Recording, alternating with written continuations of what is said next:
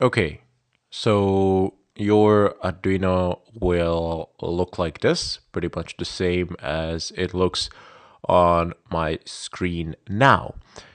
However, now we need to verify that everything is fine and dandy and in working order. So the first thing that you need to do is plug your Teensy device into your computer. So just take it and then plug it in. Okay, you've done that, I take it. And now I've plugged mine already, so I don't need to do anything else. You go under Tools and you select here Board and look for Teensy++20 if you have the same one as me. And then go under the USB type and select keyboard plus mouse plus joystick. Okay, that's it. Nothing else is needed. And now we're gonna explain what these two functions are. So the loop function here is where you put the repetitive code. So whatever you put here, it's going to be repeated over and over and over again and so on into infinity until you plug your Teensy device out or until it actually breaks. In the setup part, whatever you put here will run once and that is it. So I am more interested in the setup part for the time being, because whatever we have, it needs to run only once and that is it. We don't need it to run in a continuous loop. So there's no need to delete anything. We'll just put our code into setup. Okay, so let's have an example. Before we start coding for real, let's just go ahead and see how this actually works. So this is basically standard C programming. And if you type in, for example, string, and I don't know, string will be hello, and let's assign a value to the string hello. We will say, how is it going? I don't know, do you feel like sleeping? Sure. Why not? Anytime soon. Blah, blah, blah, blah, blah, blah, blah, blah, blah, blah. God. Okay. So, it doesn't matter. It's just a random string, grammatically incorrect, whatever.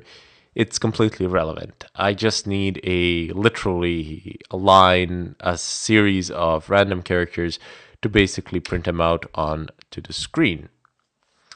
And if I type in, just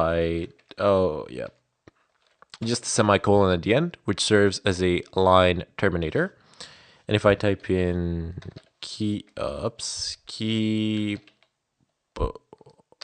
keyboard dot print, I'll type in the string hello here and close this and get a line terminator. Now, this is not your standard printing out of this string. This is not a output statement. This is basically what the keyboard will be typing out. It will press it will press HOW space IS space IT space GOING, comma, etc.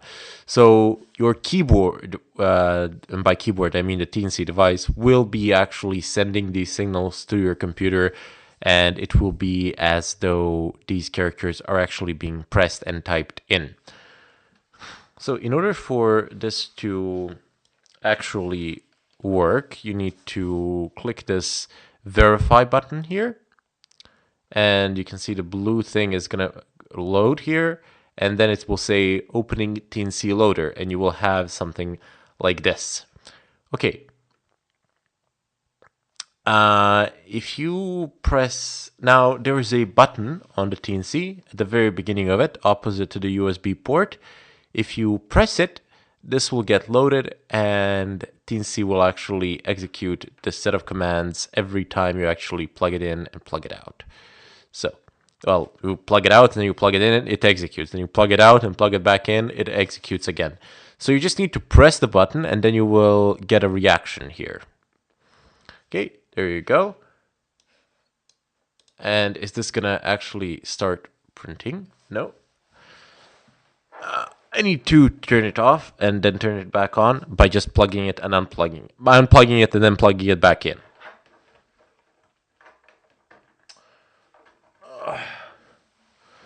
Okay, I've plugged it back in, but nothing is being printed out. Why? Well, we didn't actually issue any delays or anything like that, and it is possible that Teensy started executing code prior to actually being initialized. So let's go ahead and add a nice delay here. So before any of this happens, give me a delay of 5 seconds, let's say. Okay, so 5 seconds. And let's go ahead and verify this code. And this is going to probably fail. I don't know why, but Teensy loader is a little bit buggy. You have to you can't actually even close it like this. You just need a new tab here, type in X, okay, type in X skill, press enter, and then you get this red skull of death. You click on Teensy and it basically kills it. No big deal. You bring the Arduino back and you run it again. And there you go, it opens up. So with this version of Arduino, Teensy seems to be a little bit buggy, but no big deal. Okay, so let's go ahead and press the button once again and load the program.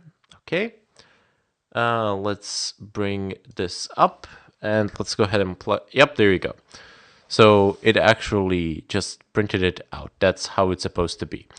Now, why didn't it print it out the first time around? Well, you need to put in these delays prior to the code execution, because you need to take into account that your machine, your computer, or any other computer doesn't actually recognize the devices in an instantaneous fashion. Rather, instead, there is a certain amount of delay from when the device is actually powered on and when it is recognized and initialized by the system.